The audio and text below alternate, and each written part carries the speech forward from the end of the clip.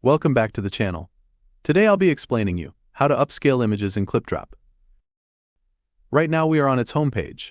There are a lot of tools present like generative fill, swap, text to image, background remove or change. But what we are looking at is the image upscaler tool. Click on its icon and the page for image upscaling opens. You've got options here. You can choose between smooth and detailed upscaling. Depends on the time you can wait for. The detailed one would obviously take longer to upscale. We are going to drop our image, which is of a cute panda. Now we've got options for the multiplier of how much you want your image to be scaled. The more the multiplier, the more upscale your image would be. For this case, we are just going to go with the 2x upscaling and click on Upscale. Now the upscaling has begun.